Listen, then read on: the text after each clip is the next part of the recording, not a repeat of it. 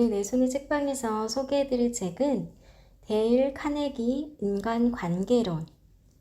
이 책은 베이직 북스에서 나온 책입니다. 지은이 데일 카네기.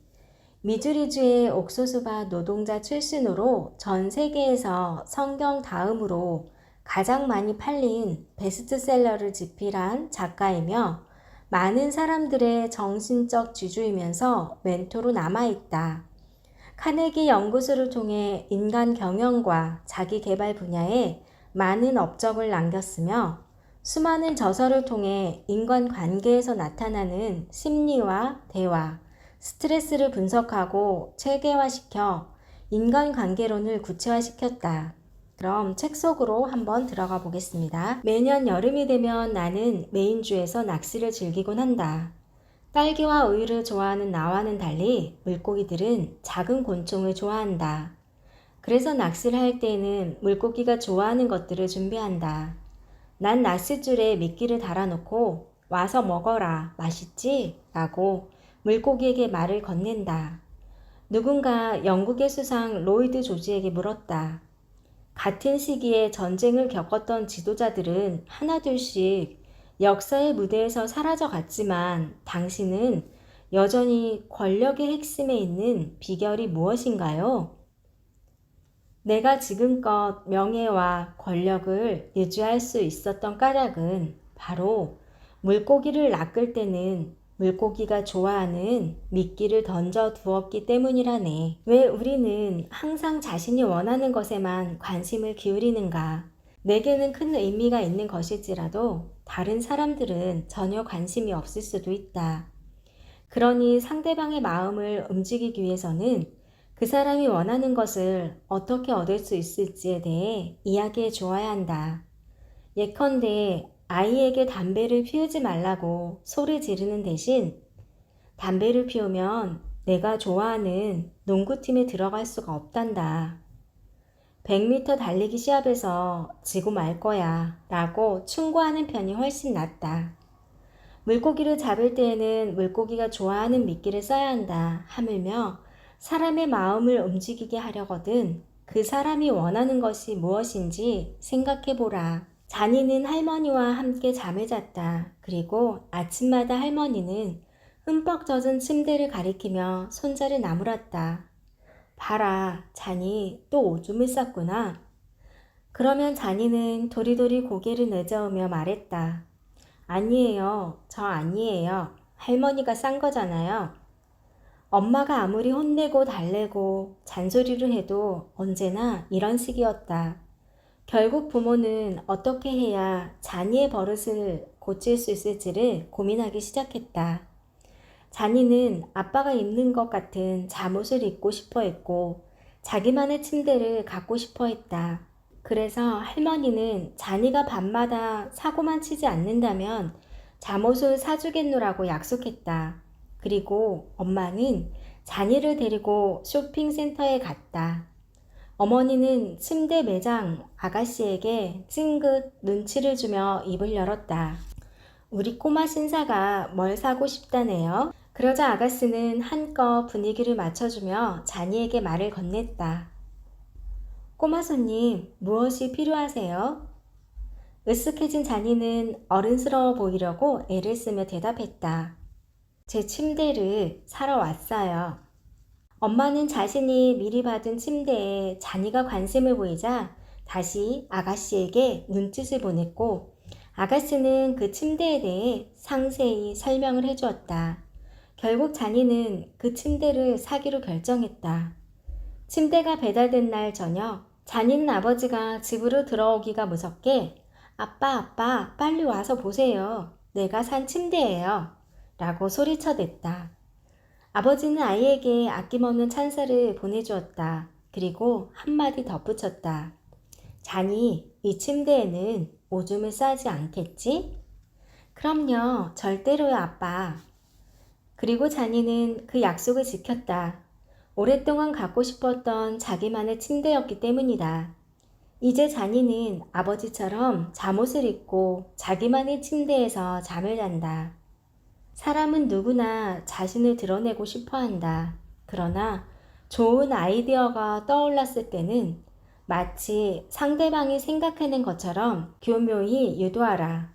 물론 상대가 눈치채지 못하게 해야 한다. 그것이 자신의 아이디어라고 믿는 상대가 당신의 든든한 지원군이 될 테니 말이다. 목소리의 힘이 얼마나 큰지 알고 있는가? 얼마 전 오하이오주 신시내티에서 한 소규모 컴퓨터 회사를 운영하는 사장이 이런 이야기를 들려주었다. 당시 우리 회사에는 컴퓨터 공학 박사 인력을 채용하려고 무척이나 애를 쓰고 있었습니다. 회사 조건과 딱 맞아떨어지는 인재를 발견했지요. 그런데 몇 차례 전화 인터뷰를 하면서 우리보다 훨씬 크고 유명한 대기업 몇 군데서 그 친구에게 입사 제의를 해왔음을 알게 되었습니다. 때문에 그가 최종적으로 우리 회사를 선택했을 때 무척 기쁜 한편 조금 의아하더군요. 전 왜 더 좋은 기회를 버리고 우리 회사를 선택했는지 물어봤지요. 그 대기업 인사 담당자들과 통화할 때는 무척 사무적이고 냉랭한 분위기였습니다. 제 자신이 마치 상품처럼 거래되는 듯한 느낌이었죠. 하지만 사장님께서는 진심으로 저와 함께 일하고 싶으신 것 같았습니다. 전화 음성만으로도 흐뭇하게 미소 짓는 모습을 떠올릴 수 있었으니까요. 그제야 전 깨달았습니다. 미소를 머금은 목소리 하나만으로 그 친구의 마음을 움직였다는 것을요. 전화기 옆에 거울을 놓아두어라. 그리고 통화를 할 때 미소를 짓고 있는지 한번 확인해 보아라. 절대로 미소의 힘을 과소평가하지 마라. 상대는 당신의 목소리나 어조만으로도 모든 것을 느낄 수 있다. 캘리포니아에서 카네기 세미나 강사로 활약하는 로럴드 롤랜드는 미술 공예사이기도 했다. 일전에는 그는 초급 공예반의 크리스라는 학생에 대해 다음과 같은 이야기를 들려주었다. 무척 조용하고 수줍음이 많았던 크리스는 크게 눈길을 끄는 아이는 아니었어요. 하루는 열심히 도안을 그리고 있던 크리스와 이런저런 이야기를 나누었는데 그 아이의 마음속에 활활 타오르는 불같은 열정이 느껴지더군요. 제가 상급반 수업을 받는 건 어떠니라고 묻자 14살 소년의 얼굴은 금세 환희로 가득 찼습니다. 감동에 젖은 아이는 억지로 눈물을 참고 있는 것 같았습니다. 제가 할 수 있을까요? 롤레드 선생님?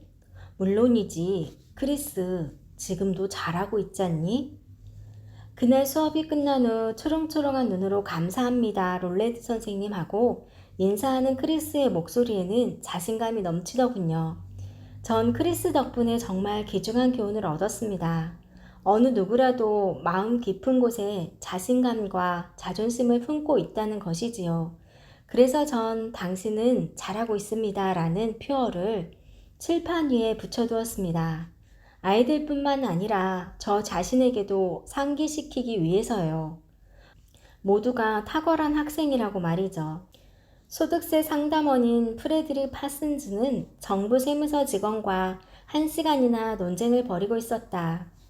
파슨즈는 이 9,000달러는 사실상 되돌려받지 못하는 악성 채권입니다.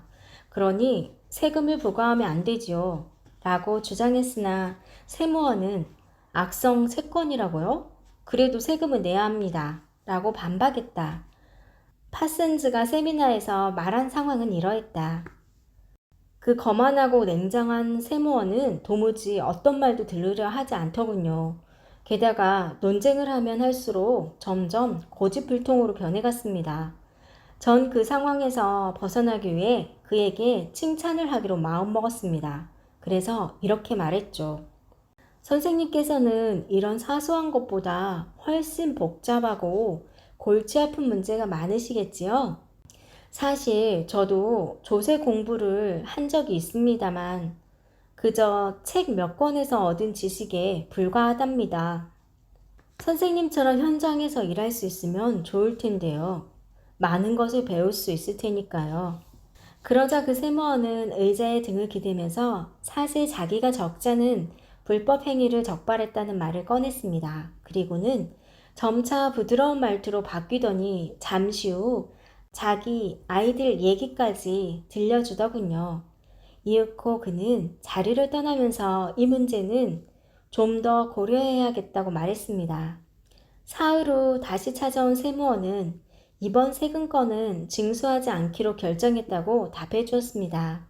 인간의 가장 큰 약점은 바로 자신의 존재감을 확인받고 싶어 한다는 것이다. 이를 위해 얼마나 많은 이들이 권력과 신분에 기대어 온갖 희생을 치렀던가. 사실 당신이 그의 자존심을 지켜주기만 한다면 논쟁은 자연스레 끝나게 된다. 당신은 중요한 사람입니다. 라는 말에 만족감을 얻은 그는 누구보다 관대하고 친절한 사람이 될 것이다. 몇 년 전 19살짜리 조카 조세핀이 고향 캔자스를 떠나 뉴욕에서 내 비서 업무를 맡았다. 당시 조세핀은 각 고등학교를 졸업한 터라 사회 경험이 전무했고 업무를 처리하는데도 미숙한 점이 너무 많았다. 하지만 매번 그 아이를 야단치려고 할 때마다 스스로 이렇게 되뇌었다. 잠깐만, 데일. 넌 조세핀보다 2배는 더 살았으니 그 아이보다 경험이 많은 건 당연하잖아? 그러니 조세핀에게 너만큼의 판단력과 창의력을 기대하긴 무리잖아. 이봐, 데일. 내가 19살 때는 어땠지? 그 수많은 실수와 판단 착오를 잊진 않았겠지? 이렇게 생각하자 당시 19살의 나보다는 오늘날의 조세핀이 훨씬 잘하고 있다는 생각이 들었다. 그래서 난 야단을 치는 대신 이렇게 말했다. 조세핀, 실수를 했구나. 하지만 나 역시도 내 나이 때는 말도 안 되는 우스운 실수를 숱하게 저질렀단다. 판단력이란 경험을 쌓으면서 얻게 되는 것이니 걱정하지 않아도 돼. 다만 내가 이렇게 해본다면 훨씬 잘할 수 있지 않을까? 당신의 기준으로 상대를 판단하지 마라. 세상 밖에 나가보지도 못한 사람이 외교관처럼 행동할 수야 없지 않은가. 그리고 비판할 때 상대의 지적 수준 등을 거론함으로써 자존심에 상처를 내지 마라. 세상에 완벽한 사람은 없는 법이다. 얼마 전 저명한 전기 작가인 아이다 타벨 여사와 함께 식사할 기회가 있었다. 그녀는 내가 인간관계에 관한 책을 쓴다는 것을 알고 사람들을 어떻게 대할 것인가에 대한 의견을 제시해 주었다. 일전에 여사가 오웬에 관한 전기를 쓰고 있을 때였다. 그녀는 오웬의 동료를 인터뷰했는데 그는 지난 3년 동안 오웬이 누군가에게 명령을 내리는 것을 한 번도 본 적이 없다고 말했다. 오웬은 언제나 지시가 아닌 제안을 했다. 이를테면 이렇게 하시오, 저렇게 하지 마시오 라는 말 대신 이렇게 생각해 보면 어떨까? 그렇게 하면 될 것 같은가? 라고 말했다. 그는 원고를 마무리할 때마다 자네 생각은 어떤가? 라고 넌지시 물어보았으며 마음에 들지 않을 때에도 이 부분은 고치는 게 어떨까? 좀 가벼워 보이지 않는가? 라고 차분하게 의견을 전했다. 그는 일방적으로 지시하는 대신 상대에게 일에 관한 권한을 부여해 주었다. 그리하여 실수를 통해 경험을 쌓고 교훈을 얻을 수 있도록 해주었던 것이다. 복종하길 좋아하는 사람은 없다. 이에 오해는 상대의 자존심을 지켜줌으로써 보다 유연하고 효율적인 협력을 이끌어냈다.